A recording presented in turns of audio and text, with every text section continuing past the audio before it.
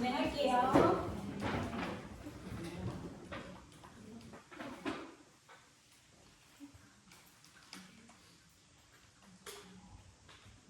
네, 지금 챗 GPT에 대한 이야기까지 했습니다. 그래서 챗 GPT라는 게 우리가 언제부터 좀 익숙하게 대중들이 듣게 되었었냐면 2022년에 챗 GPT 3.5 버전이 나왔을 때였거든요. 그때 얘가 막 인간이랑 대화를 한대 막 이러면서 이제 시작이 됐는데 그때 몇 분들이 이제 시도를 해봤는데 한국어로 말하면 좀 뭔가 답변이 되게 엉성했어요. 그래가지고 영어로 물어봐야 답변을 잘한다, 그걸 잘 질문을 해야 된다 이런 이야기들이 막 있었거든요. 그래서 얘가 아직은 좀 불안정한가 보다라고 했었는데 얼마 지나지 않아서 4.0이 나왔어요. 그러니까 그 두뇌가 3.5에서 4.0으로 가면서 두뇌가 엄청 좋아졌거든요. 그래서 얼마나 좋아졌는지를 보면은 이제 영어 능력만 우수했는데 4때부터는 다국어가 다 지원이 되면서 3.5 때 영어 능력보다 4때 한국어 능력이 더 좋아요. 근데 4때 영어 능력은 더 좋아요. 어쨌든 간에 이제 모든 나라의 언어로 말을 하는 게 그렇게 어렵지가 않고요. 한참 3.5에서 4 나오고 이랬을 때, 그러니까 2022년에서 2023년쯤에는 이제 앞으로는 프롬프트 엔지니어라는 직군이 뜰 거다라고 했었어요. 프롬프트 엔지니어라는 건 뭐냐면 이 챗 GPT나 이런 데다 이제 우리가 검색창 같은 명령어를 내리는 창 있죠. 지시창. 거기에 질문하는 능력이에요. 그러니까 얘랑 대화를 할 수 있는데 우리나라 말로는 하기는 하지만 얼마나 적절하게 그 질문을 잘 해서 내가 원하는 답변을 끌어낼 것인가. 그 기술이 되게 중요하게 다루어졌었어요. 그런데 이것도 사실은 또 옛날 얘기인 게 그 사이에 얘가 이제 그 질문의 맥락을 기똥차게 파악을 잘합니다. 그래서 그 전에는 내가 교육 현장에서 쓸 거고 이런 용도로 할 거고 이런 거 사전 정보에 대해서 충분히 많이 알려줘야 얘가 적절한 답변을 줬었는데 지금은 그냥 한 단어만 보고도 이게 요 맥락이겠구나 하는 거를 좀 캐치를 되게 잘 하는 편이거든요. 그래서 제가 이제 요즘에는 좀 어떻게 느껴지냐면 약간 개떡같이 말해도 찰떡같이 알아듣는 느낌으로 지금은 진짜 잘 알아들어요. 그래서 질문하는 능력도 사실은 많이 이제 안 필요로 하지만 그럼에도 불구하고 얘가 전체적인 맥락을 알고 답변을 하는 건 아니기 때문에 가능성이 높은 답변을 주는 거기 때문에 내가 원하는 정보를 뽑아내기 위한 집요함은 필요합니다. 그리고 적어도 얘가 어떤 메커니즘으로 답변을 해내는지를 내가 알고 있으면 내가 원하는 답을 유도하기 위해서 어떤 단어 조합을 할지를 조금 더 유의할 수가 있어요. 그런 면에서 질문하는 능력은 여전히 중요합니다. 그래서 아이들과도 사실은 이제부터는 이 챗 GPT랑 만약에 대화를 하게 됐을 때 그냥 물어보고 답변을 받아서 우와 신기하다가 아니라 내가 어떻게 질문을 해야 원하는 답을 얻을까? 또는 이 답변이 내가 원했던 답변이 맞는가? 이런 것들에 대해서 생각하고 판단하고 토론해보고 이런 과정들이 이제는 앞으로 굉장히 중요해질 거고 사실 그런 토론은 챗 GPT랑 상관없이 우리가 일상에서도 토론하고 사고하면서도 계속 해나가는 과정이죠. 그래서 결국에는 그 본질에 대해서 생각하고 정말 내 판단, 내 견해, 나의 의사 이런 것들을 가지고 자신감을 가지는 역량이 되게 중요해지거든요. 그래서 결론으로 가면은 결국에는 아이들은 결국에 놀이를 통해서 주도성과 자신감을 가지는 게 중요하다라는 원점으로 돌아오게 됩니다. 어쨌든 이제 그런 과정을 가지는데 지금 챗 GPT-4는 엄청나게 이제 3.5 때보다 되게 똑똑해져가지고 미국 변호사 시험 상위 10% 합격하고 생물학 올림피아드 상위 1%, SAT 수학 800점 만점에 700점 이런 식으로 굉장히 종합적인 고차원적인 추론과 그런 사고 능력을 요구하는 문제에 대해서도 답변을 잘 해내는 그런 지적 능력을 보였고요. 지금도 4.0이랑 대화하면서 지적으로 부족하다고 느껴지시지 않을 것 같아요.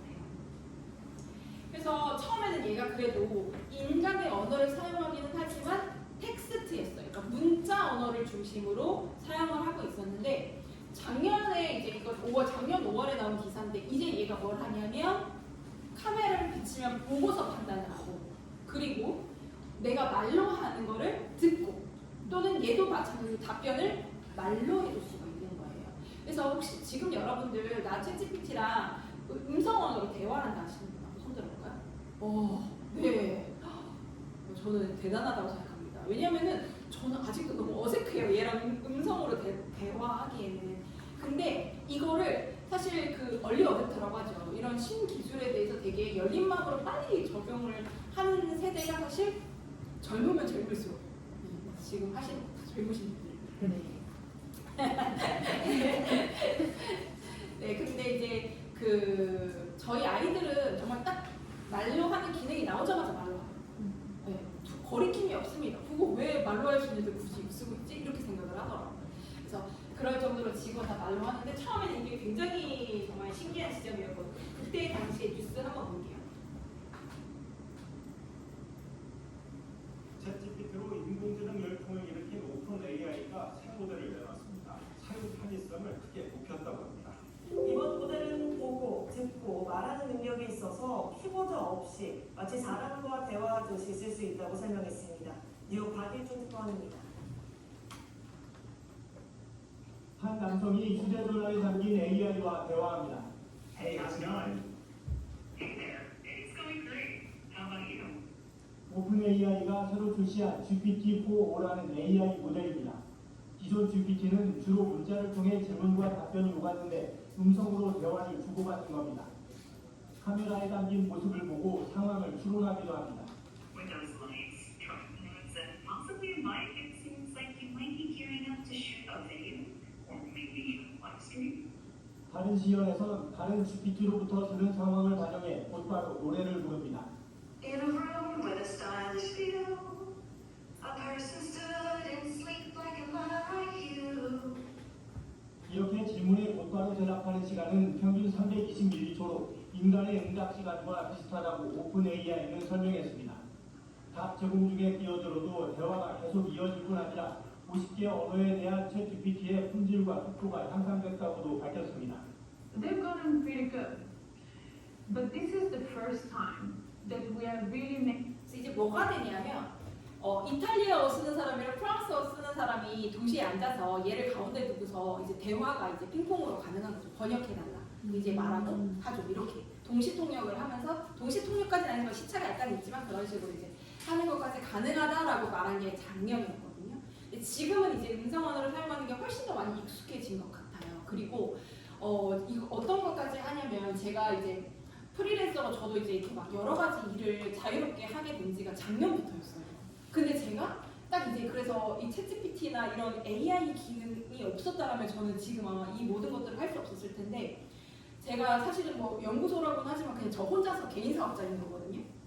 근데 제가 정말 엄청나게 많은 일들을 하고 있는데 얘네가 너무 많이 나와죠. 얘네라고 하면 챗GPT, 구글에서 나온 제미나이 뭐 이런 아이들인데 예를 들면 이런 걸 합니다.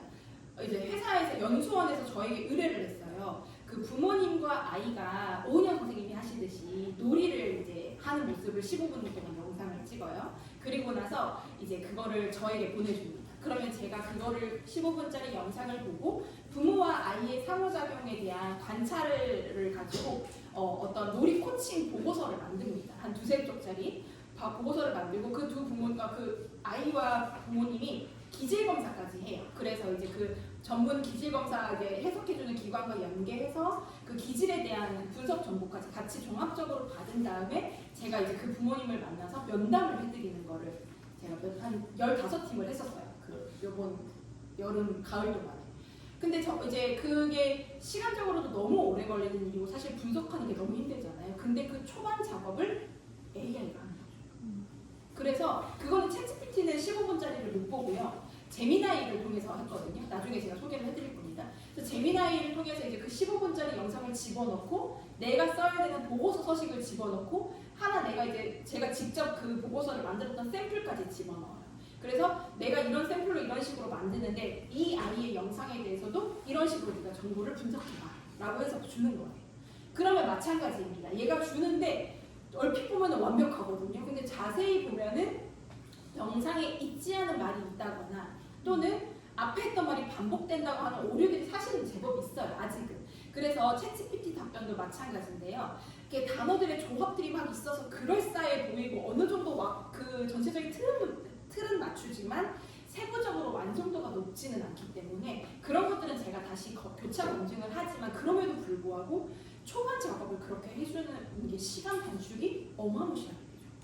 그래서 그런 식으로 이제 제가 영상 분석하는 기능도 지금 AI로 활용을 하고 있거든요, 현재. 그치? 그래서 그런 식으로 지금 그냥 사진만 보는 정도가 아니라 영상 분석까지도 다 얘가 할 수 있다라는 점을 네, 볼 수 있고요.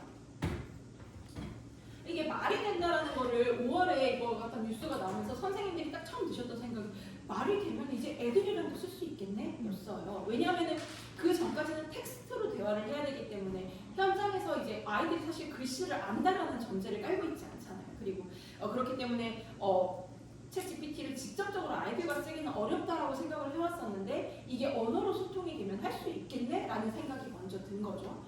그래서 할 수 있을까요? 없을까요? 있어요. 네, 제가 그래서 지금 학급 아이들 이제 집단으로 모아놓고 그걸 이제 제가 귀엽게 채티라고 친구라고 이름을 지었는데 얘랑 대화를 합니다. 그래서 대화를 하는데 예를 들면 이런 것도 할 수 있는 거죠. 제가 이제 미리 채티한테 얘기를 해요. 너의 이름은 채티고 만 6세 반에서 지금 아이들과 너가 만날 건데 아이들에게 네가 수수께끼를 내주는 거다. 그래서 문제는 5문제고 각각의 정답은 뭐 하나는 뭐 핸드폰이고 하나는 뭐 이렇게 문제의 정답도 얘기를 해주고 이때는 제가 말로 했어요. 왜냐하면 이따가도 말로 해야 되니까. 그래서 그렇게 네가 답을 해줄 건데 아이들이 처음에 바로 알아맞히게 하지 말고 조금 헷갈리도록 아리송하도록 처음에는 좀 범주가 큰 질문을 하고 만약에 아이들이 틀리면 범주를 좁혀서 질문을 해주면 좋겠다. 내가 해달라고 부탁을 하면은 네가 질문을 해달라. 이렇게 말을 하고 얘가 그러니까 저는 아이들 앞에서 채티로서 수수께끼를 내면 되는 거고 답변은 순서대로 이거라는 말씀이시죠? 언제든지 필요하실 때 말씀하세요. 기다리고 있을게요. 라고 답변을 하는 거예요. 그러면은 이제 정말 아이들 앞에서 제가 채티를 한번 불러봅니다. 너네들도 같이 불러줘. 채티야 해가지고 채티야 지금 이제 아이들과 만났는데 수수께끼 내줄 수 있어? 라고 하면 응 이러면서 이제 얘가 시작을 해주는 거죠. 그래서 그렇게 수수께끼를 채티가 내기도 하고 그럼 혹시 그 즉석에서 제가 또 채티한테 그랬어요. 아이들이 내는 수수께끼를 네가 맞출 수도 있어? 그랬더니 또 너무나 자연스럽게 그럼 뭐 이러면서 이제 그럼 너희들이 한번 수수께끼를 내볼래? 기다리고 있을게. 그렇게 해가지고 아이들도 수수께끼를 내고 맞춰보는 거 이런 식으로도 이제 즉석에서 대화가 가능했어요. 그래서 그런 식으로 활용을 해볼 수가 있었고요. 여기 이거 보면은 이제 제가 방금 이렇게 길게 말한 거를 채티가 다 알아들었다라고 했잖아요. 사실 요거 보고 따라한 거거든요. 이게 이제 작년에 지금 4.5 옴니 버전이 나왔을 때 듣고 말하는 기능이 됐을 때 아까 그 김덕진 소장님 그 비참하고도 화려한 시대가 열린다고 책 쓰셨던 그분이거든요. 여기 언더스탠딩 나오셔가지고 직접 시연해 주시는 모습입니다. 지금부터 네가 이제 중학교 1학년 영어 선생님 되줬으면 좋겠는데 실은 내가 영어를 하고 싶대. 영어를 진짜 못하거든. 그러니까 네가 중학교 1학년 수준으로 영어를 좀 해주고 내가 영어를 못하니까 네가 좀 잘 그리고 독려하는 말도 먼저 해줘. 영어를 하긴 하는데 네가 한국어로 설명해주고 영어로 시작했으면 좋겠고 너가 먼저 영어를 좀 시작했으면 좋겠어. 자 그럼 해보자. 시작. 뭐라고요? Let's start with a simple English conversation. I'll speak in English first, then explain in Korean. Hello, how are you today? 이 문장은 안녕, 오늘 기분이 어때? 라는 뜻이에요. 이제 당신 차례입니다. I'm good, thank you. 라고 말합니다. 읽었다 막 지금부터 네, 이렇게 하거든요. 여기 보면 이렇게 나오네요. 챗 GPT 때문에 이 직업은 망했다. 어떤 직업일까요? 네, 뭐 영어 선생님이거나 뭐 그럴 수 있겠네요. 그렇죠? 이게 있다는 걸 제가 작년부터 알았는데 저희 아들한테 이거를 활용해서 영어 교육을 시키기는 아직도 어렵기는 한 것 같아요. 저희 아들의 영포자거든요.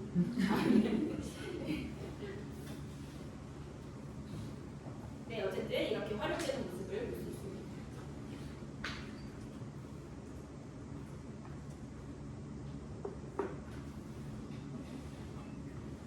사진이 찍히는데 여러 번 네. 자, 그래서 이제 지금 말한 게 챗 GPT라고 제가 계속 이야기를 하는데 재미나게 있다고 했죠. 근데 얘네들이 통으로 뭐냐면은 LLM이라고 말씀을 드렸는데 사실은 예전에 이제 저런 기술 개발자들이 썼던 인공지능이라는 것은요 굉장히 여러 변수를 집어넣고 막 100명이 막 투입돼가지고 변수 집어넣고 정확도 있게 결과를 도출해내는 그런 방식으로 이제 많이 활용이 됐었는데요. 근데 지금 말하는 그 LLM 기반, 라지 랭귀지 모델 기반의 어떤 그런 대화형 AI가 이제 모든 인류가 활용하는 형태의 AI가 되다 보니까 원래 얘도 AI인데 지금은 AI다라고 하면은 LLM 기반의 모델을 AI라고 합니다. 그래서 챗GPT나 챗GPT나 제미나이가 지금은 AI고요. 그래서 개발자들이 막 변수 집어넣어서 그런 식으로 했던 그 예전에 머신러닝 기반의 AI를 클래식 AI라고 분류를 합니다. 마치 예전에는 다 자동차였는데 전기차 자동차가 생기면서 그 전에 있던 자동차를 내연기관차라는 이름으로 분류한 것처럼 그렇게 이제 AI도 분류가 되어서 이제 일반적인 AI는 지금 우리가 쓰는 챗GPT를 기반 같은 LLM이라고 그렇게 이해를 해주시면 될 것 같아요. 그래서 이 LLM은 뭐 여러 가지로 활용이 되는데 지금 보셔서 아시겠지만 물어봐서 답변을 얻는 정도가 아니에요. 그래서 얘가 어느 정도까지 주체적으로 사실은 역할을 해줄 수가 있냐면 아까 제가 채티한테 그렇게 해달라고도 했는데 사실 지금 저희 남편도 딱 이거 나오자마자 처음 얘기했던 게 뭐였냐면은 얘를 비서로 쓸 수 있다. 근데 비서인 게 정말로 상위 목표만 주면 하위 목표를 알아서 하는 비서처럼 얘를 마치 하나의 정말 직원인 것처럼 그렇게 쓰는 방향으로 이거를 해야 된다. 그러니까 개발자들의 관심은 지금 얘를 얼마나 더 주체적으로 종합적으로 행동하는 그런 용도로 쓰게 할 것이냐에 관심이 집중되어 있어요. 정말 이것도 마찬가지로 전 너무 신기한데 사람들이 진짜 불나방처럼 그거를 막 따라하더라고요. 그래서 그렇게 하는 게 챗GPT4가 나오자마자 칭화대학교에서 연구를 했습니다. 중국의 칭화대학이 워낙에 전문대학인데 챗데브라고 하는 프로그램을 만들었어요. 이게 왜 가능하냐면 여러분 또 조금 아셔야 되는 게 뭐냐면 챗GPT가 있잖아요. 그러면 걔의 그 두뇌 모델이 있잖아요. 근데 그 모델이 오픈 소스예요. 그래서 얘를요 개발자들이 다 가져다 쓸 수 있어요. 내가 사이트 하나를 만들면서 챗GPT의 두뇌를 가져다가 쓸 수 있어요. 그래서 내가 막 이렇게 저렇게 프로그래밍을 해가지고 내가 이런 사용자가 이런 질문을 하면 챗GPT 두뇌가 너가 이런 답변을 해. 이런 것들을 프로그래밍을 해놓고 내 사이트를 만들어서 비즈니스 모델로 활용할 수가 있어요. 그래서 그런 식으로 이제 개발자들이 프로그래밍에 이 챗GPT나 제미나이나 페이스북의 라마나 이런 모델들을 사용하는 거거든요. 대신에 그 대가로 사용자가 한 번 쓸 때마다 뭐 1토큰, 2토큰 뭐 이런 돈이 그렇게 나가요, 단위가. 근데 그게 뭐 1원, 2원 이런 식이라서 우리가 소비자가 그냥 우리가 일반적으로 챗GPT한테 월에 얼마 내는 것보다 훨씬 저렴하게 다시 활용이 가능합니다. 범용도. 그래서 그런 식으로 활용을 하게 되어 있기 때문에 칭화대학교 팀에서도 챗데브라고 하는 프로그램 사이트를 만들 수가 있었고요. 이 사람들이 뭘 했냐면 여러분들 챗GPT랑 대화하다 보면 이런 것도 가능할 거예요. 내가 중국에서 지금 게임회사 하나를 차리는 CEO를 한번 상상을 해볼 건데 그 CEO는 어떤 사람이라고 하면 좋을까? 이렇게 한번 물어보는 거죠. 그럼 얘가 경영성이 높은 답변을 하겠죠. 그러면 그 CEO는 연령대는 뭐 이 정도 되고 그 다음에 뭐 전공은 이런 거를 했고 경력은 이런 사람이고 뭐 이런 성향의 사람이라고 하면 어때요? 라고 추천을 하겠죠. 좋아. 그럼 그 사람의 CEO라고 할게요. 기술 개발자, 기술 담당 CTO는 누구라고 하면 좋을까? 그럼 CTO는 뭐 이런 전공을 했고 CEO와는 이런 관계에 있고 뭐 이런 성향이고 이런 경력들을 가지고 있다고 하면 어떨까요? 좋아. 이런 식으로 해가지고 회사의 지금 구성원 7명의 에이전트, 7명의 어떤 자아를 만들고 주체를 만들고 나서 너네 7이 이제 대화를 해서 게임을 개발해봐 라는 목표를 준 거예요. 그래서 얘네들이 자기들끼리 이제 채팅을 시작하는 거예요. 시작을 하면서 막 얘기를 하는 거예요. 우리 그러면은 어떤 게임 종류로 만들어 볼까요? 오목 어떨까요? 좋습니다. 오목을 만들죠. 그러면은 프로그램 언어는 뭐를 쓸까요? 그럼 파이썬 어떨까요? 좋습니다. 파이썬으로 하겠습니다. 이렇게 해서 자기들끼리 역할 분담을 해서 정말 게임을 만든 거예요. 그래서 그 오목 게임을 만들었는데 구현이 되더라고요. 약간 근데 사실 게임업계 우리도 막 NC소프트 이런 거 게임업계 있지만 사람을 갈아 넣거든요. 그거는 엄청나게 많은 사용자 편의성이라고 할까요? 살짝만 건드려도 뭐 이렇게 환상적인 그런 느낌들도 줘야 되고 너무너무 이제 수많은 그런 것들이 들어가기는 하는데 아주 초보적인 형태의 게임이 만들어지더라고요. 이것이 시사하는 바는 뭐냐면 결국에 이 AI는 그냥 내가 물어보고 답변하는 존재가 아니라 뭔가의 목표를 줬을 때 하위 목표를 만들어서 얘가 주도적으로 움직일 수도 있는 존재라는 거예요. 그 정도로 두뇌를 가지고 있다는 거거든요. 그래서 그게 이제 포인트다라고 할 수 있어서 그래서 개인들이 이제 많은 사람들은 그런 식으로 이 챗GPT를 활용해서 내 업무를 최대한 주도적으로 많이 얘가 해줄 수 있게끔 하는 그런 방식으로 점차 개발합니다. 제가 이제 그 동영상을 제미나이에 집어넣어서 1차적으로 분석을 받고 그 다음에 그거를 가지고 제가 가지고 있는 틀에다가 다시 정리해서 집어넣고 그리고 나서 이제 뭐 이런 이제 몇 가지 그 단계들이 있었을 거잖아요. 이번에 부모들과 놀이 코칭을 하면서 그랬더니 제가 다음 해에는 요번에는 그거를 이제 파일럿으로 해봤고 내년에는 그거를 몇 팀 한다고 했더라? 50팀을 하기로 했어요. 1년 내내. 그래서 50팀을 이제 월에 5팀씩 50팀을 하기로 했는데 그러면 매번 그 상황이 반복이 되죠. 그럼 반복이 되면은 딱 개발자가 느끼기엔 어떻게 느끼냐면 그러면은 그 프로세스들도 자동화해야겠네 라고 느끼는 거예요.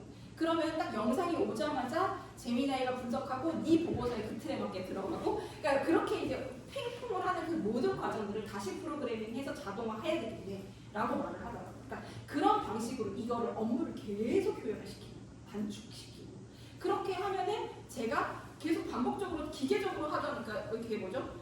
그렇게 하던 것들을 자동화 시켜버리는 거죠. 그런 방식으로 해서 시간을 단축시키고 그렇게 AI나 기능들을 활용하는 모습을 볼 수가 있었습니다. 그럼 이제 우리도 생각을 할 수 있죠. 나도 맨날 반복되는 것들이 있는데, 그렇죠? 근데 우리는 이렇게 개발자가 붙어가지고 우리 업무를 그렇게 해줄 수가 없잖아요. 개발자를 고용을 할 수가 없잖아요. 근데 고용을 못하고 이거를 하려고 하다가 보면은 사실 내가 이걸 언제 다 배워서 또 그거를 자동화 시키겠습니까? 어렵단 말이죠. 근데 지금 그래도 초보적인 수준에서 직접적으로 우리가 이거를 기능을 쓸 수 있는 거는 AI가 있기 때문이거든요. 그래서 사실 저는 이렇게 아이디어는 받았지만 사실 이게 없었더라도 지금 제가 많은 일들을 단축해서 시간을 엄청 단축해서 할 수 있다고 했는데요. 오늘의 결론이기도 하고 이 모든 수업의 결론이기도 하지만 얘가 시간을 진짜 단축시켜 주거든요. 대신에 여러분들은 그 시간에 뭘 해야 되냐면 본질을 찾으셔야 돼요. 그래서 우리가 진짜 시간이 없어서 못했던 것들이 있어요. 예를 들면 이 아이가 현재 뭐에 관심 있고 어느 수준에 있고 내가 뭘 지원해야 되는지 그게 제일 핵심이거든요. 근데 정작 이거를 할 시간이 없어요. 수많은 업무들을 하다 보니 그래서 어떤 업무에 대해서는요 이 AI를 그냥 적극적으로 사용을 하셔서 시간을 단축시켜도 돼요.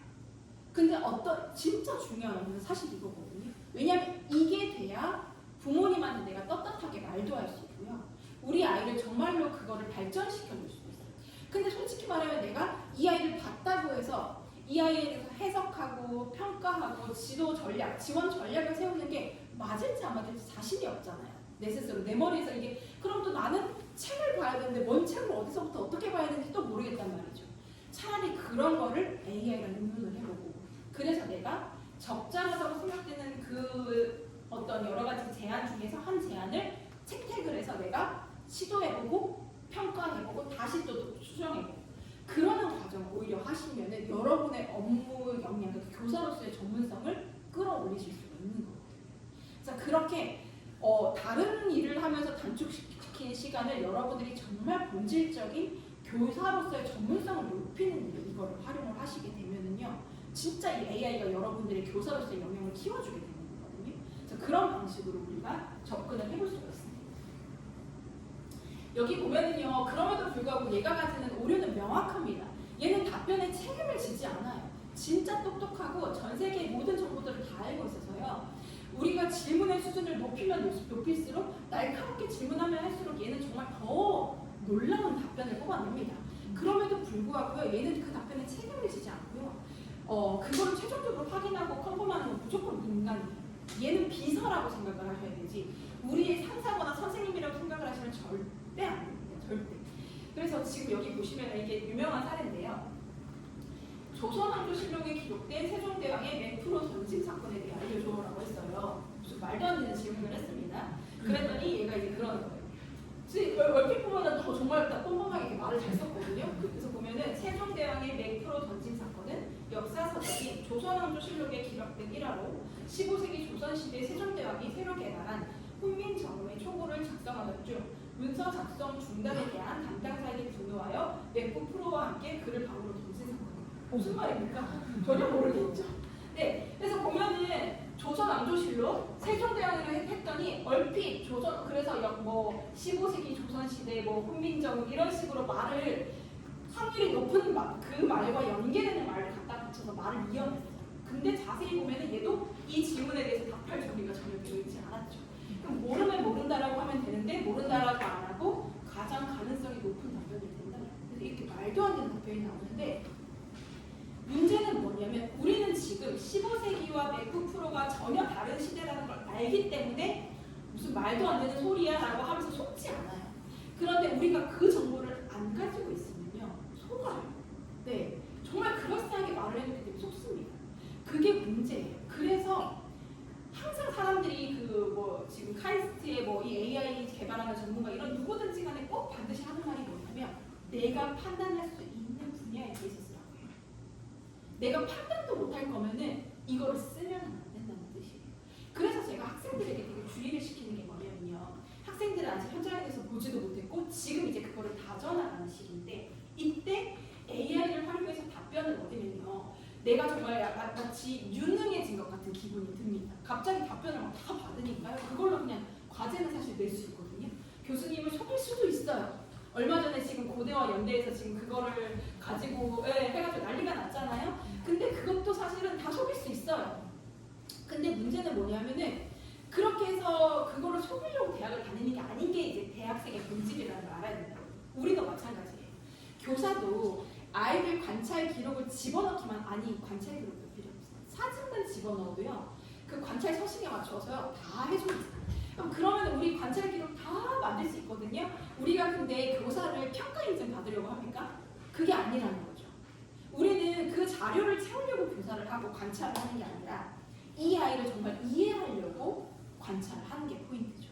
그래서 사실 그게 되게 중요한 지점인 거거든요. 네, 그래서 넘어갔는데 그래서 발견할 수 있을 만큼의 판단 능력이 있는 분야에 대해서만 쓰라고 학원을 합니다. 여러분들도 그러셔요. 여러분들의 직접 능력을 넘어서는 수준까지 얘한테 기대를 하시면 이제 얘한테 휘둘리시고 그게 되게 무서운 지점입니다. 자, 그래서 제가 아까 말씀드렸지만 여기서부터 뭐냐면은 AI를 배웠다라고 그러면 여러분들 아마 오늘 기대하셨을 때 내가 새로운 뭔가 앱이나 사이트나 뭔가 새로운 기술을 배우겠지라고 기대를 하실 것 같아요. 그래서 근데 뭐 세상에는 AI 도구가 너무 많을 거예요. 수많은 도구가 있는데 여기서 이제 헷갈리는 게 뭐냐면 사실은 대화형 AI 그러니까 아까 제가 말씀드렸던 제미나이와 챗 GPT 같은 LLM이 있고요. 그 LLM은 AI가 맞아요. 그 다음에 그 LLM의 소스를 활용해서 만들어낸 그 비즈니스 모델들 사이트들이 엄청 많아요. 예를 들면은 PPT 만들어주는 사이트도 있고요. 여행 추천해주는 사이트도 있고요. 뭐 교육 분야에서 무슨 사이트들이 있겠죠. 교사의 편의에 맞게 아이들 관찰 기록해가지고 그런 거 막 뭐 제시해주는 그런 지금 AI 사이트도 있다고 하더라고요. 그래서 수많은 AI 사이트들은 도구형이에요. 그거는 비즈니스 모델이에요. 저도 작년에 해봤거든요. 제가 이제 작년에 딱 이제 직장을 그만두고 독립해서 이제 나는 유아교육 분야를 떠나겠다라고 선언을 하고 2024년 1월에 제가 딱 퇴사를 했습니다. 그리고 이제 나와가지고 남편이 개발자니까 이제 뭘 해볼까 하다가 이것저것 생각을 했습니다. 티셔츠 AI로 그림 그려서 티셔츠 만드는 사업을 할까 막 이런 그런 걸 했는데 아무도 저에게 투자를 하지 않더라고요. 할 이유가 없죠. 제가 왜냐하면 티셔츠 사업을 해보지도 않은 사람인데 저한테 그런 투자를 왜 하겠습니까? 그래서 그냥 저는 이제 마침 그래도 지도 교수님이 기회를 주셔서 모교에서 이제 강의를 하면서 그냥 시간을 보내고 있었어요. 그러다가 결국에는 저한테 계속 의뢰를 주는 분야가 결국에 유아교육 분야더라고요. 너 놀고 있지? 이것 좀 할래? 이렇게 이제 부탁을 저한테 해서 결국에 유아교육 분야에 일을 점점 하다 보니까 이제 갑자기 아이디어가 그쪽으로 간 거죠. 그래서 그러면은 지금 교사들이 AI 쓰는 거 너무 어려워하니까 우리가 딱 유아교사 전용으로 그 사이트를 딱 만드는 거예요. 그래서 거기에서 교사들이 만약에 뭔가의 질문을 하면은 딱 유아교사에게 맞는 답변을 주는 거지. 예를 들면 아이들의 발달에 대해서 물어봤을 때, 부모와의 상담에 대해서 물어봤을 때, 놀이 지원 계획에 대해서 물어봤을 때, 어떤 아이디어에 대해서 물어봤을 때, 그리고 뭐 이미지도 만들어 달라고 했을 때 딱 그 교사들이 현장에서 쓰기 좋은 답변과 결과물을 주면 어떨까? 너무 좋은 생각이다. 우리 사이트 만들자. 그래서 이제 딱 챗GPT 그 두뇌를 가져와서 개발자가 사이트를 만들었습니다. 그래서 제가 이제 작년부터 특강을 AI 특강을 많이 하면서 자, 다 이런 거 써보세요 하고 드렸어요. 그 사이트 망했어요. 왜 망했을까요? 제가 알려줘도 안 쓰더라고요. 왜 안 쓰냐면 챗GPT 그냥 쓰면 되니까. 네, 지금은 이제 그게 챗GPT가 너무 그 대화의 맥락을 잘 알고 다 해줄 뿐만이 아니라 도구들이요. 진짜 다양한 도구가 많이 나오는데 지금은 다 결국에는 챗GPT랑 제미나이로 통합되고 있어요. 우리 작년에 여러분들 푸사 다 뭘로 바꿨었죠? 지브리 스타일로 잘 푸사 바꿨죠. 네, 그 이전에는요. 오픈 AI라고 하는 회사에서 만드는 이미지 생성 프로그램인 달리라고 하는 게 있었어요. 그럼 별도로 결제해서 사용해야 되는 거였는데 유료이고 속도도 느리고 만들어 놓으면 뭔가 이상한 불쾌한 골짜기가 있어요. 뭔가 그 AI가 만든 것 같은 기분 나쁜 이상한 지점이 있어서 쓰기가 살짝 번거로웠단 말이에요. 근데 그 지브리 스타일로 딱 만들어진 순간 우리 동화 이런 데 쓰이는 마치 도안처럼 너무 우리가 편안한 도안으로 이미지도 너무 잘 만들어줘요. 그래서 지금 이제 도구형 AI가 필요가 없이 지금은 다 챗GPT나 제미나이를 거의 쓰기 때문에 여러분들이 아시면 좋은 거는 뭐냐면 그냥 챗GPT 쓰면 되는구나. 1번. 그 다음에 걔를 어떻게 내 업무의 본질을 훼손하지 않으면서 내 업무의 본질을 살리는 방향으로 쓸지를 고민하자. 이 두 가지입니다. 그래서 새로운 도구가 많은 거에 관심을 가지실 필요는 별로 없다라고 일단 먼저 말씀드리겠고요. 네, 그래서 저도 이제 특정 기능을 강화한 도구형 AI를 만들어보는 경험을 가지고 있는데, 그래서 일단 LLM, 대화형 AI는요, 챗GPT, 오픈 AI의 챗GPT가 가장 대표적이고, 마이크로소프트의 코파일럿도 있고요, 구글의 제미나이, 엔트로픽의 클로드 AI 이런 여러 가지들이 있습니다. 그런데 실제 개발자들은 챗GPT만 쓰지 않고요, 제미나이도 쓰고 라마도 쓰고 막 여러 가지를 자기의 용도에 따라서 다양하게 쓰더라고요. 왜 그렇게 다양하게 씁니까? 답변이 다릅니다. 어떻게 달라요? 챗GPT는 좀 너무 창의적이라서 옳은 대답을 안 할 때가 많아요. 차라리 제미나이나 클로드는 조금 더 분석적인 답변이 잘 나오기 때문에 그쪽을 객관적인 분석적인 답변이 잘 나와요. 코파일럿이나 챗GPT는 좀 더 편의성이 좋아서 네. 그래서 챗GPT는 저도 이제 제미나이랑 챗GPT를 같이 써보면 챗GPT가 마치 묘하게 아이폰이 왜 이렇게 스크롤을 하면 조금 더 매끄러운 느낌이 있지 않나요? 그러니까 그런 느낌처럼 챗GPT가 사용자 편의성이 좀 더 좋기는 하더라고요. 말도 훨씬 더 매끄럽게 나오기는 합니다. 그런 반면에 지금 말했듯이 좀 창의적이고 되게 따뜻한 말들을 잘해주기 때문에 그래서 이제 우리가 업무에서 정확도를 요할 때는 살짝 이게 아쉬울 때가 있거든요. 그러다 보니까 병행해서 사용을 하게 된다라는 거죠. 근데 이런 LLM이 있고 그런 LLM을 가지고 음성 생성하는 사이트들도 수많은 게 있고요. 이미지 생성하는 사이트들도 진짜 많고 동영상 생성, PPT 생성, 번역해주는 곳 뭐 이제 그냥 기능을 뭐 매일매일 새롭게 나오겠죠. 저희도 그렇게 만들었듯이. 그래서 그런 기능들이 이제 많이 나오는데 결국에는 이 대화형 AI로 모아지고 있다는 점을 좀 느끼고 있습니다. 최근 1, 2년만 봐도 많이 모아지고 있어요. 이미지 생성은 이미 챗GPT나 제미나이가 압도하고 있기 때문에 예전에 미드전이나 스테이블 디프전 같은 데가 되게 유망한 스타트업이었고 투자도 되게 많이 받았거든요. 지금 여기 안 쓸 것 같아요. 정말. 네, 그래서 그런 식으로 많이 바뀌고 있는 상황입니다. 그리고 얘네가 심지어 동영상도 잘 만들어요. 네. 근데 편집 이런 건 아직도 이제 특수한 이런 그런 것들 쓰실 수도 있는데 어쨌든 그렇습니다. 여기 감마라고 하는 사이트 있는데요. 한 8개까지는 무료로 만들어주고 얘네들 다 비즈니스 모델이기 때문에 결국에 유료로 돈을 받기는 하거든요. 제가 지금 여기 보면 이미지들이 되게 묘하잖아요. 제 PPT에서 이거 다 감마로 제가 텍스트를 다 집어넣었을 때 이런 분류하고 뭐 이미지 만들고 이런 거 다 감마로 했습니다. 그래서 이제 두 번째 파트로 넘어갈게요. AI에 대한 이해를 우리가 지금까지 했습니다. 그래서 AI가 어떻게 발전을 해왔고 현재 우리가 AI라고 말하는 것은 무엇을 지칭하고 있는지 그리고 AI라고 하는 것에는 LLM과 그거를 활용한 도구가 있다. 그런 개념, 기본 개념을 잡고 가고 그 다음에 LLM은 창의적으로 답변을 해낸다는, 생성을 해낸다는 점도 우리가 알고 있었습니다. 자, 그럼 이런 기능들을 가지고 이제 교사들은 AI를 어떻게 활용했는지에 대해서 살펴보도록 할게요.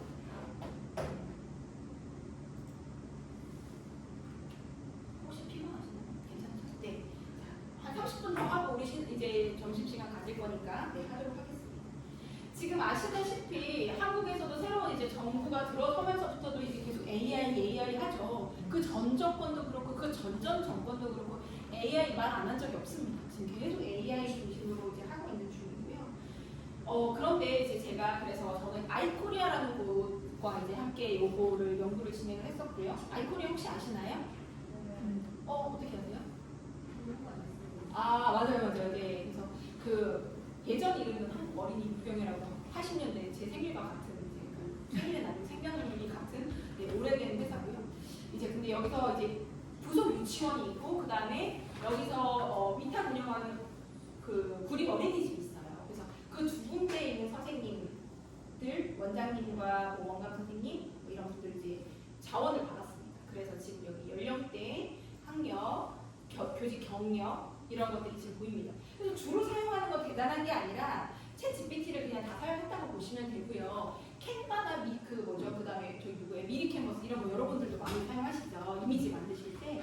그래서 그런 것들 같이 병행해서 사용했고 뭐 그래 그 정도로 생각을 해주시면 될 것 같습니다.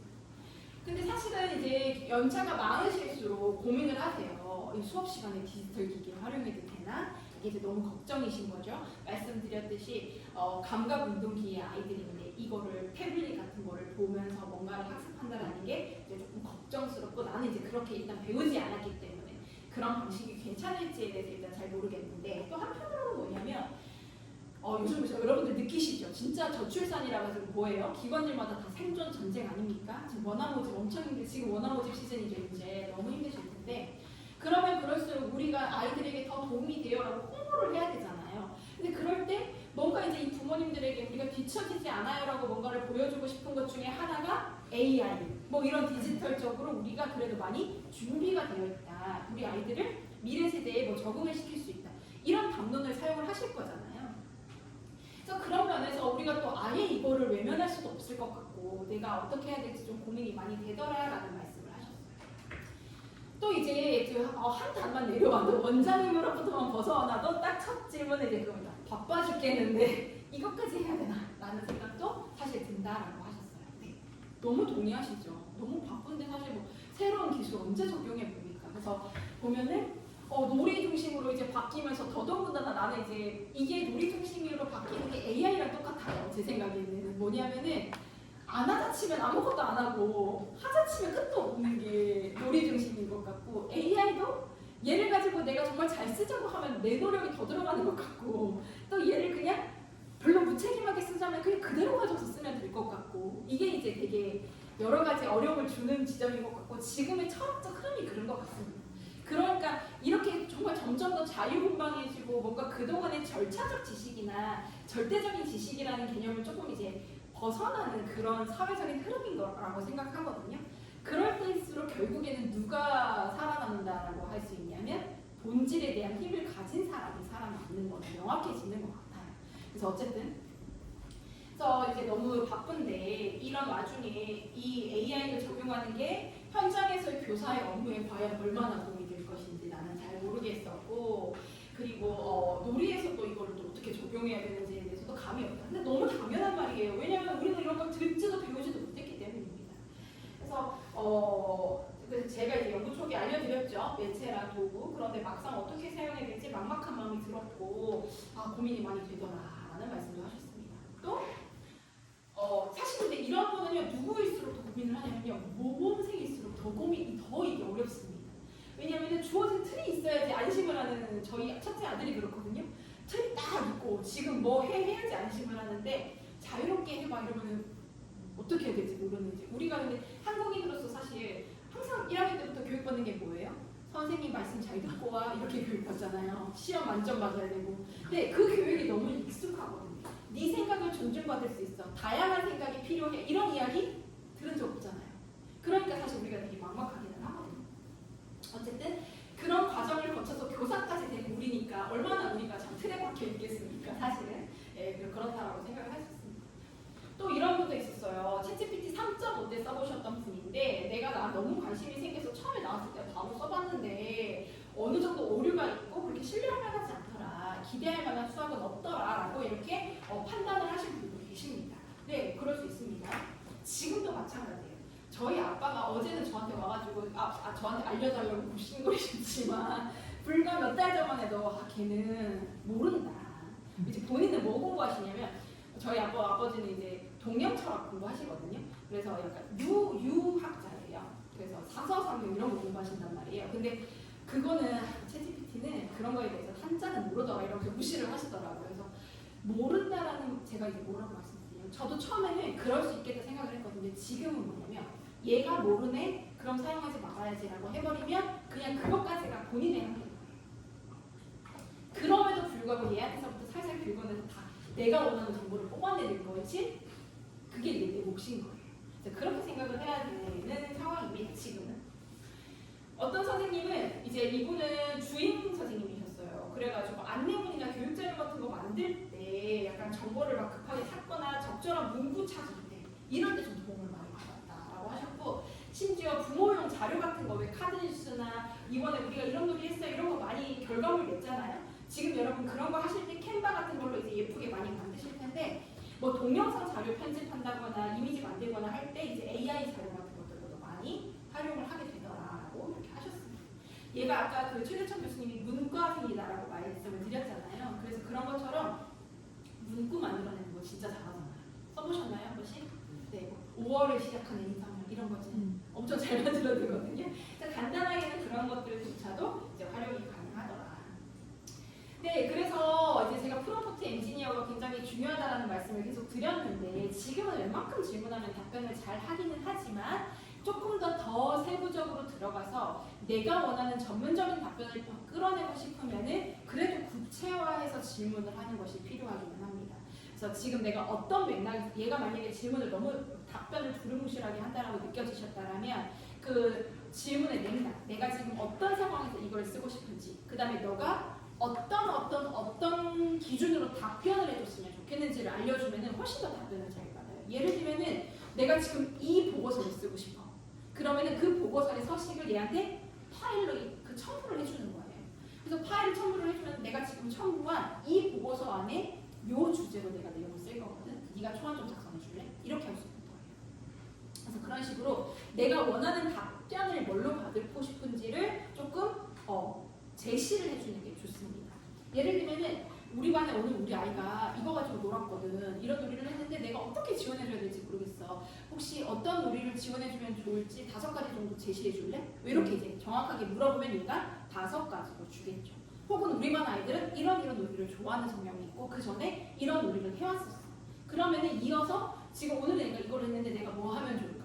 질문이 조금 더 구체화됐죠. 맥락을 더 줬어요. 그러면 얘가 더 그것에 적합한 방법으로 답변을 한다는 거죠. 얘가 답변을 5가지를 줬는데 조금 부족해.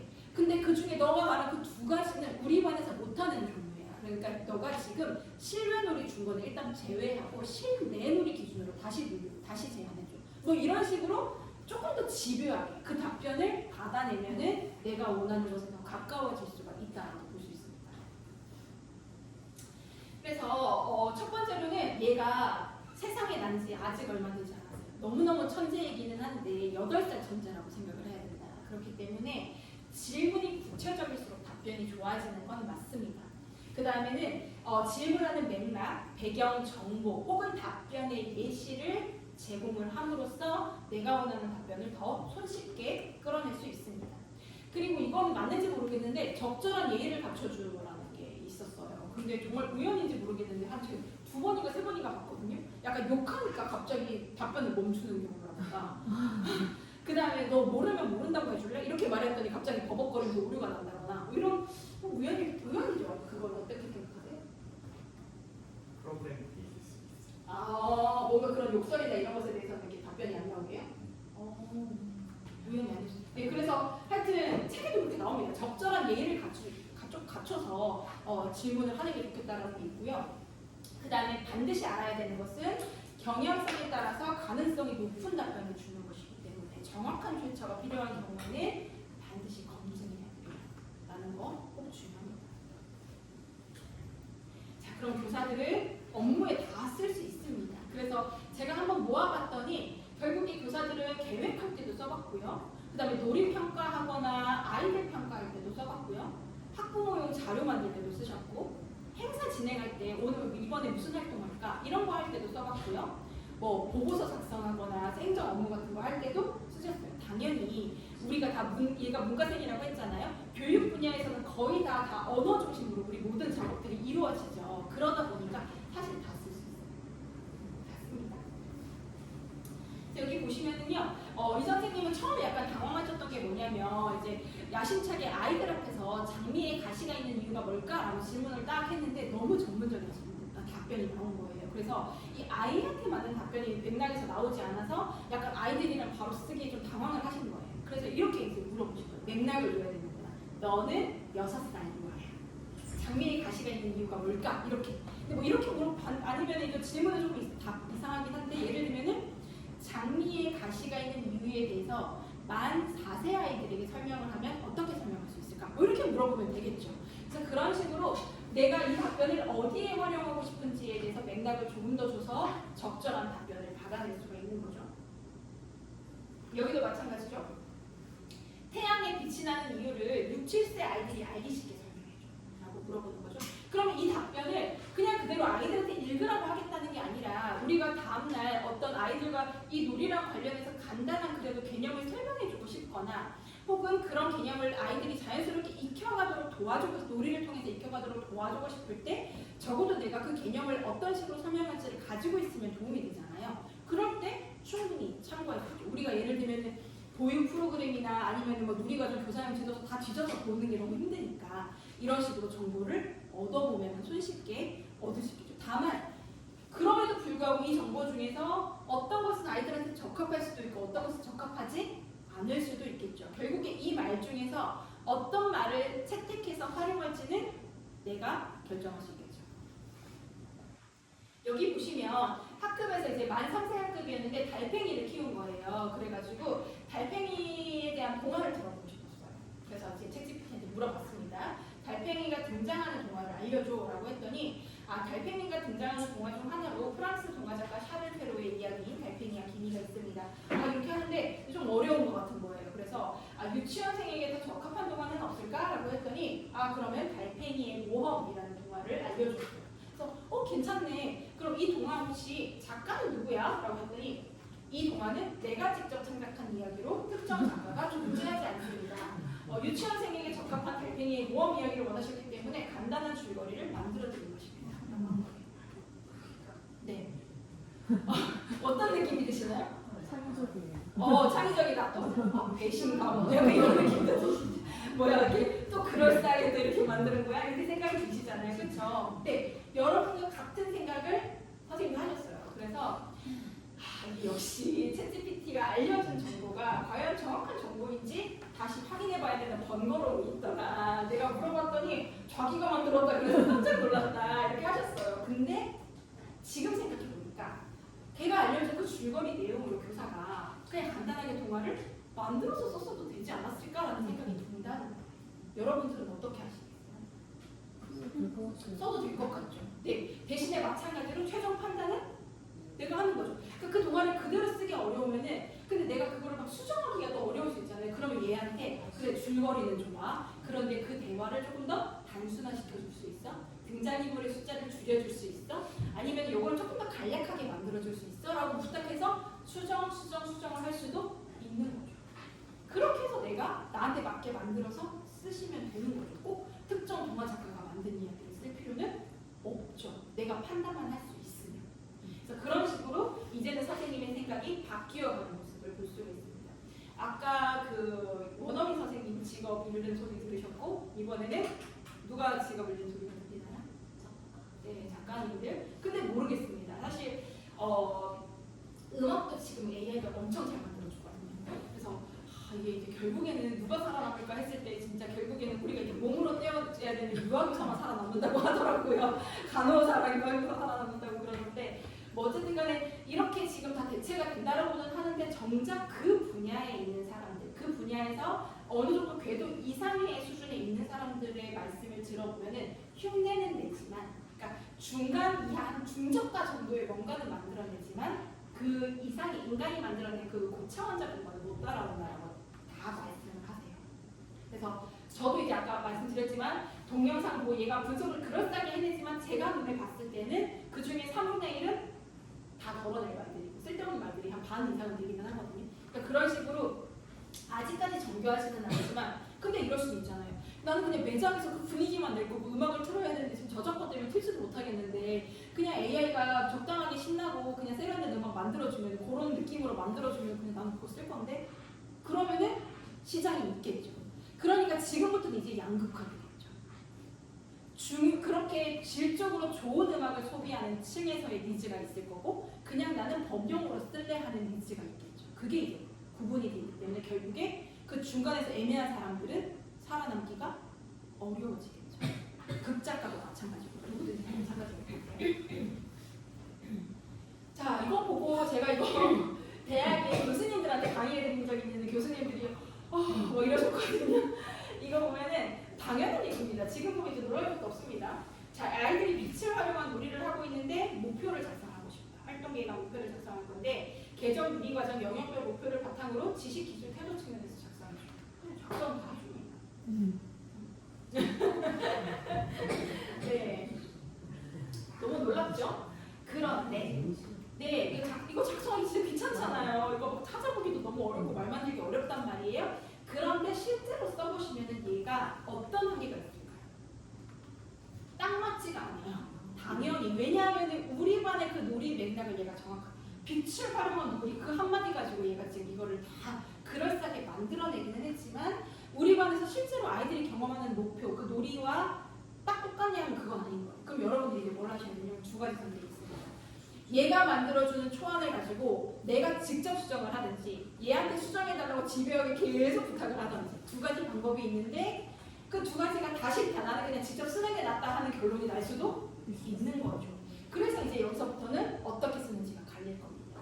근데 이 세 가지도 다 하지 않고 저거를 그대로 따라 쓰는 경우가 이제 가장 최악의 경우인 거죠. 이건 이제 뭐예요? 교사가 목표를 모르고 하는 경우죠. 아예. 그래서 근데 솔직히 말하면 활동계획 갔을 때 목표 이거 우리가 알고 하는 경우도 많지도 않기도 합니다. 그렇기 때문에 우리가 이거를 그냥 칸을 채우는 용도라면 얼마든지 이렇게 쓰셔도 돼요. 근데 문제는 뭐냐면 제가 다시 말씀드리지만 얘로 칸을 채우는 데다가 그거를 시간을 다 단축시키고 우리가 유튜브 쇼츠 보면서 그 시간을 활용을 해버리면요. 우리한테는 사실 남는 게 없어요. 차라리 억지로라도 책으로라도 뒤져가지고 꾸역꾸역 내가 썼으면 그래도 내 머리에 그만큼이라도 남는데 이거는 이제 교사로서 이 활동의 목표 내가 어떤 방향으로 나아가겠다라는 아무 방향성을 못 가지는 상황이 돼버리기 때문에 AI를 쓰지 않을 때보다 오히려 퇴보하는 상황이 되는 겁니다. 그래서 이거를 계속 개인의 어떤 양심에 맡기기에는 사실 너무 한계가 있다고 생각이 들거든요. 그런데 지금으로서는 할 수 있는 이야기는 개인의 판단에 의해서 의지에 의해서 한다는 말씀밖에 못 드리겠어요. 이거를 아무것도 이제는 뭐를 차단막이 없어요.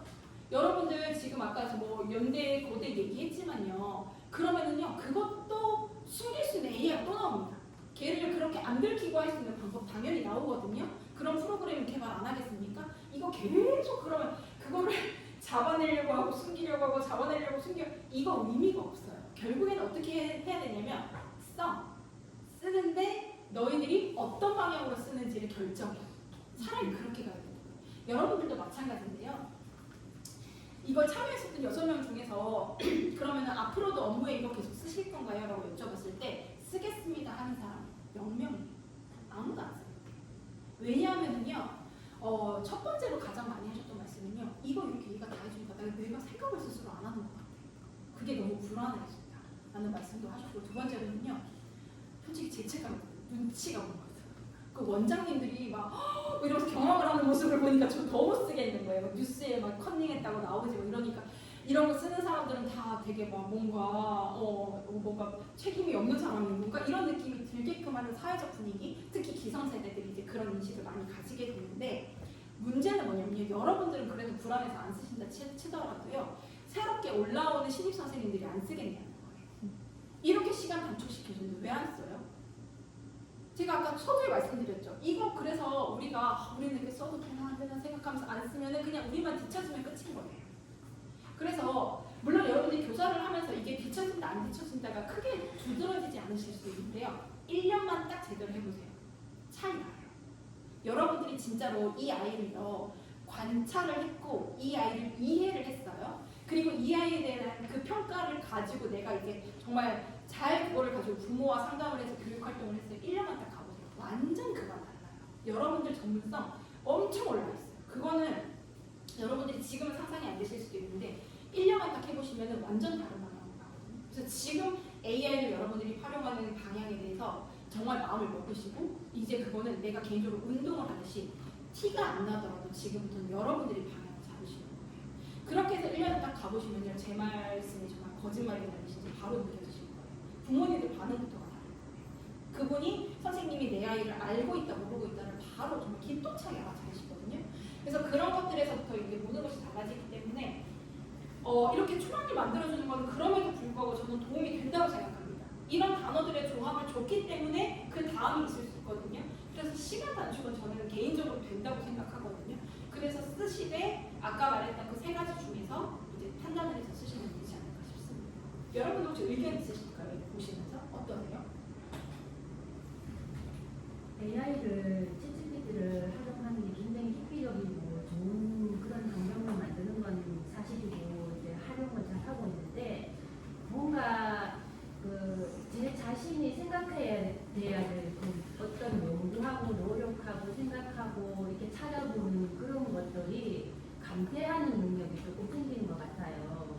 어떤 의지성도 굉장히 커지는 것 같고 내 스스로 이렇게 이제 찾아서 해야 되는 그런 정보를 챗GPT가 다 이제 알려주니까 시간적인 단축 면에서는 굉장히 중요하고 좋은데 어떤 제가 이렇게 가지고 있는 연구해야 되는 것들, 생각해야 되는 것들 이런 것들이 굉장히 없어지는 것 같아서 그런 부분에 대해서는 굉장히 많이 고민을 하고 있는 맞아요. 사실 써보신 선생님들이 다 그 말씀하셨거든요. 그래서 아무도 안 쓰시겠다고 하신 게 특히나 이렇게 연구하는 상황에서 내가 이걸 계속 쓰겠다고 말하기가 진짜 어려우신 거예요. 그래서 저도 좀 의외였어요. 저는 그래도 쓰시겠다고 하실 줄 알았는데 아무도 안 쓰신다고 하셔서 정말 깜짝 놀랐거든요.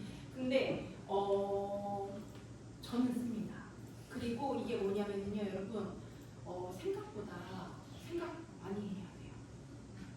이렇게 답변 줬잖아요. 그러면 얘가 약간 부스트업을 해줘요. 제가 예를 들면 여러분들 그 에스컬레이터인데 이렇게 그 직선으로 가는 에스컬레이터 혹시 타보셨나요? 그런 근데 걸어가면 엄청 빨리 걸어가잖아요. 근데 그래도 내 다리도 쓰고 있죠. 저는 그 느낌.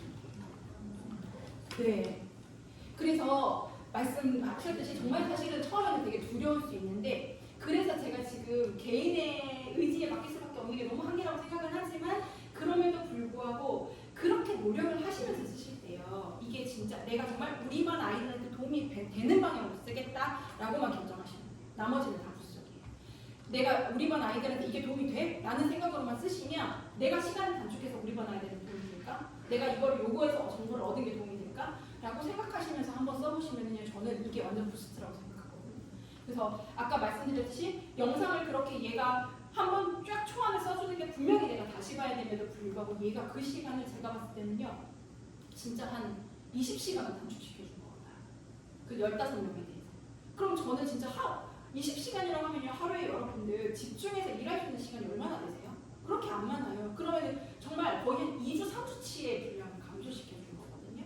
대신에 저는 한 번을 볼 때 제대로 보고 제가 생각했을 때 인사이트들을 딱 적은 다음에 얘랑 비교해서 저는 바로 결론을 내립니다. 그러면 시간을 엄청나게 단축을 시키는 거거든요. 근데 제가 생각을 여전히 해야 되죠, 저는. 그리고 이 아이를 이해를 했어야 돼요. 그러니까 그런 방식으로 이제 접근을 하는 것이 앞으로의 이제 나아가야 될 방향이지 않을까라는 생각이 들고, 그래서 선생님들이 모든 분들이 사실 이게 두렵고 저도 마찬가지로 이게 이제 지금도 여전히 그럼에도 불구하고 약간의 깨름칙함이 있습니다. 이렇게까지 해도 되나 이런 생각이 들 때도 있는데 그럼에도 불구하고 이제 많은 학자들이나 전문가들이 지금 하는 이야기는 얘가 생각보다 많이 스스로 생각을 하면서 사용을 해야 되는 방식이다라고 이야기를 하고 있고 그 부분에 대해서도 우리도 앞으로 그런 방식으로 노력을 하면서 쓰기는 해야 되겠고 너무 좋은 의견 주셔서 감사합니다. 네, 그런 상황이고요. 어쨌든 간에 지금 여기에 나와 있던 이런 단어들의 조합을 해서 교사가 부모와 함께 나눌 편지 내용 작성할 때 경험해야 될 내용 이런 거 쓰실 때 참고해서 쓰셨습니다. 네, 사실 이거 되게 어렵습니다. 생각보다 우리가 뭐 아이들이 진행하고 있는 놀이 주제랑 관련해가지고 누리과정의 심리사회랑 관련해가지고 이거 여건에서 쓰면 된다라고는 하지만 그게 그렇게 쉽지가 않죠. 뚝딱뚝딱 안 나옵니다. 그래서 이렇게 활용하고 볼 수 있고요. 목표 작성에 대한 부담감을 좀 내려놓을 수 있었는데 대신에 교사의 수정이 조금씩 필요했다라는 점이 명확했고 8세 천재라고 말씀을 드렸잖아요. 그래서 그럴싸한 다양한 말을 만들어내지만 우리만의 맥락에 정확하게 맞아떨어질 수는 없어요. 그래서 그게 이제 얘가 가장 한계이기 때문에 잠깐만요. 샌드위치 대단인가요? 네.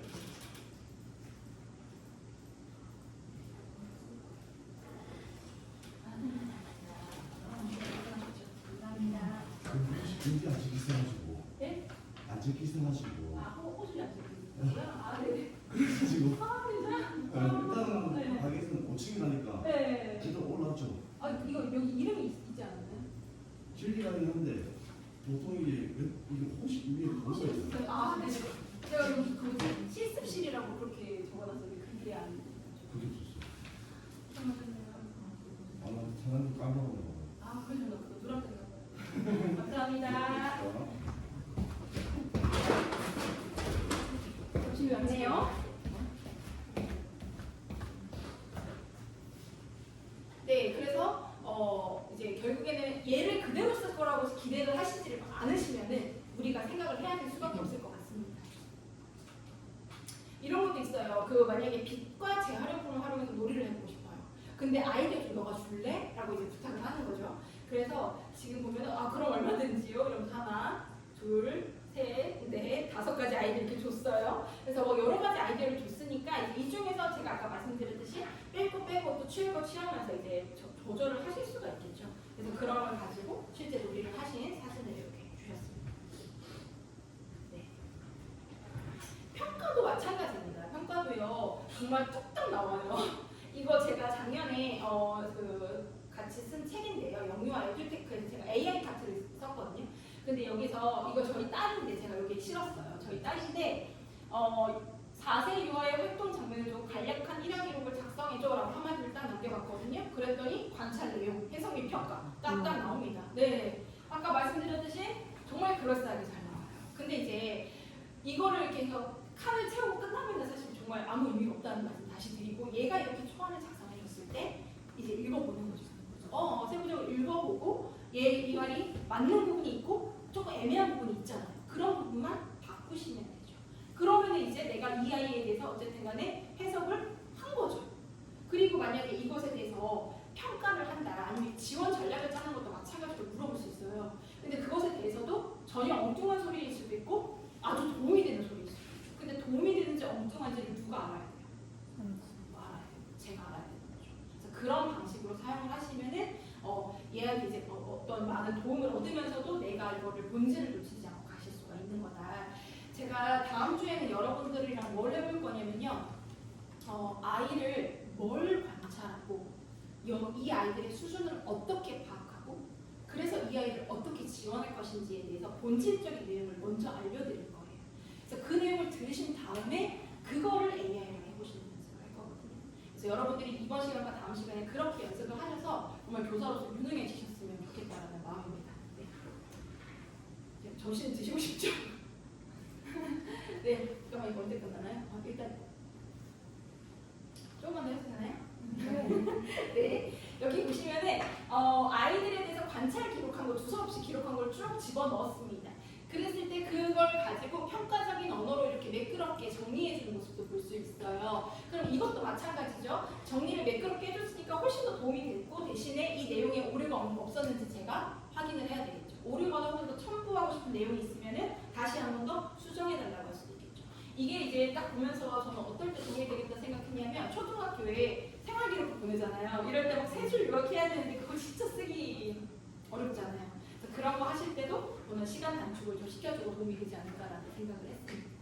놀이평가 해가지고 이런 거 부모님들한테 자료로 많이 공유하시잖아요. 이 선생님 보면은 자 이런 놀이를 했는데 평가서 작성해 줄래? 라고 해서 얘가 막 작성을 해줬어요. 그랬을 때 5줄로 요약해달라. 근데 제가 친절하게 말이 좀 좋다고 그래서 이렇게 고마워 큰 도움이 돼서 이런 말까지 다 써주셨는데 그래서 근데 이제 이런 내용도 추가해 줄래? 추가했어. 근데 요 부분을 조금 더 강조해 줄래? 강조해줬어. 요거는 좀 제거해 줄래? 제거해줬어. 조금 더 부드러운 언어로 바꿔줄래? 네, 그렇게 해서 했습니다. 그러니까 예를 들어서 이런 식으로 하실 수도 있어요. 내가 이제 직접적으로 수정을 할 수도 있고 얘한테 계속 수정을 해가지고 마음에 드는 결과물로 만들어내실 수도 있겠죠. 그래서 이런 식으로 조금 집요하게 사용을 하시면은 또 원하는 결과물을 얻게 되는 겁니다. 완전 내 마음에 들게는 안 나올 수 있잖아요.